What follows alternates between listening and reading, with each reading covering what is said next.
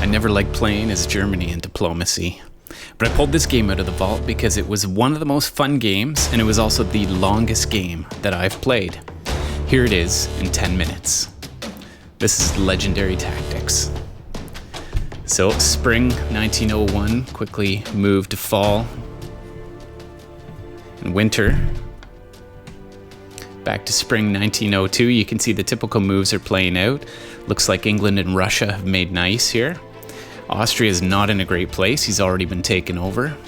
England is pushing out into Mao. And you've got France slipping by in his retreat. Russia's looking really great here.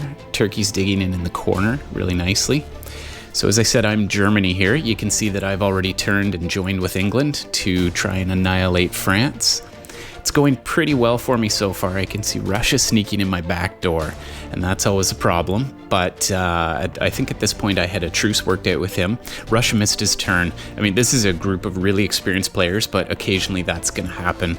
So Russia in this game is a fella called the Mist, and he is the master of the chat rooms. You really got to look out for him. Italy's being played by Pierre. He's a military master. He's not having a lot of luck right down there. France is being played by a guy named Aaron. This guy, he is unforgiving if you stab him, but if he's your ally, he will be loyal. England I'm playing with there. You can see that he and I are working well together. He's a guy called Release the Kraken.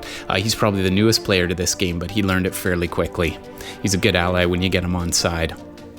Austria is a fellow named Uhtred. Unfortunately, he's been wiped out completely, but he's a guy who he'll stab the same player 2-3 times in a game, and people keep taking him back, and he keeps stabbing them. He's a lot of fun to play with. And then Turkey, you got to watch out for him. Look at his advance down there in the south. When Turkey gets ahead, this guy, you can't stop him. So the game's progressing. You can see I'm holding my core in Germany really well, and I'm defending, but Russia's starting to encroach. France is mostly dead. We're on to winter 1905, and I mean the map is really shifted in favor of Turkey and Russia at this point, so they're the two to beat at this stage.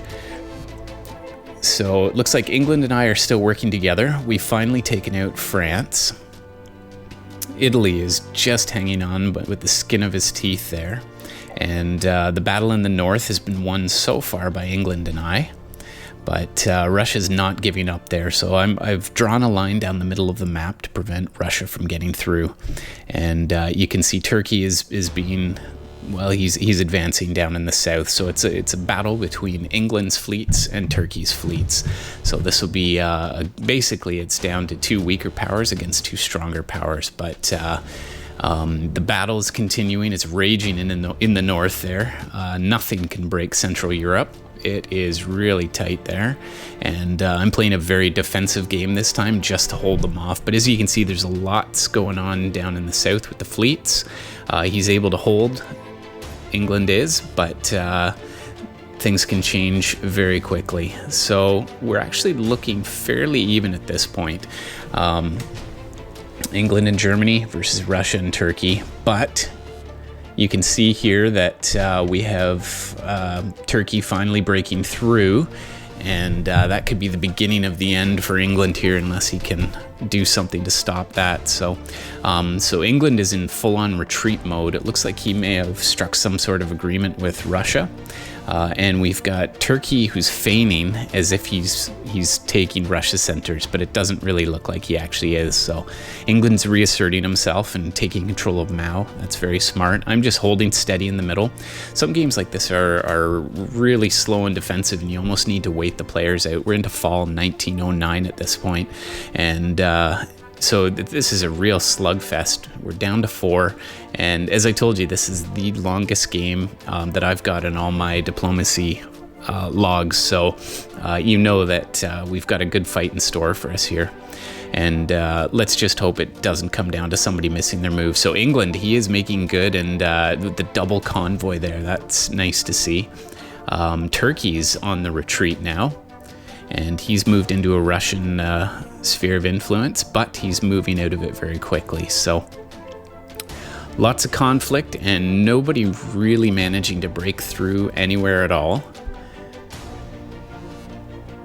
Russia's got a really nice line, just a string of his guys there. And so at this point, I'm furiously working the boards, trying to get Turkey to turn on Russia, or trying to get Russia to turn on Turkey, because trying to win through the military at this stage is becoming more and more challenging. So in these games that drag on, it can become a battle of wills, just in terms of who's going to flinch first. So fortunately, England and I seem to be working quite well together, fairly strong there, but everybody's bouncing. So there's a weird dance going on with Turkey and Russia too, but they're just, oh, and so this is where I've suddenly pulled back somewhat here, and England has started to fall. Russia's slipped through there. And I've begun to change course here too. So Russia's holding off. He's not attacking me. So you can see there was a shift in alliances there. And yet we've still got Turkey and Russia working together. And so it seems I've stabbed England here, which turns the fate somewhat. So England has taken a rather significant hit. I've moved into France and taken residence there, and I don't recall if this was negotiated that I would lose my own centers. I don't think it was, so I think now I've been stabbed, got my own just rewards for turning on my ally there. Something I don't usually do. Usually once I get an ally, I dig in. I'm not sure. I could revisit the chat boards to see what happened there, but it usually isn't something that happens. So Russia and Turkey have completely flooded through and taken over Germany and France now. I'm just clinging to life, holding on, fighting back now against Russia. Retreating back into Sweden because I knew that Russia is gaining steam. And sometimes when you've lost a territory, you might as well willingly accept it and choose your direction rather than being forced somewhere. So England's never giving up here. He's holding strong and pushing back. And ever more, Turkey is advancing down in the south with all those fleets. There's just a claw and a vice that's completely encircling us, but it's not in me to quit, so I'm going to keep fighting, and I've won a center here, miraculously, but occasionally the smaller power can outmaneuver. That's the beauty of this game, is you don't always know what's going to happen next. So England's still fighting valiantly. I was forced to retreat, knowing I needed to get into the North Sea so I could give myself some protection there.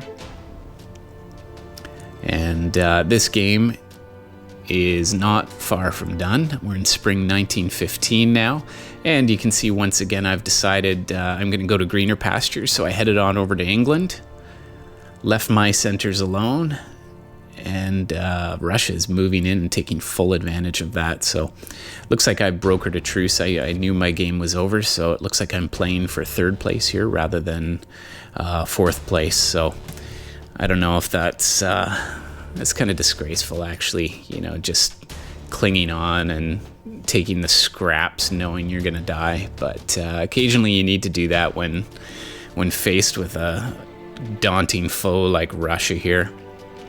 Russia's the game master. He tends to set these up, and he's a very good strategic player, but as I said before, he's the master of the chat rooms, and he's the kind of player that can get anybody to give up their centers and do so willingly. So Turkey's having some fun and launching a final missile strike.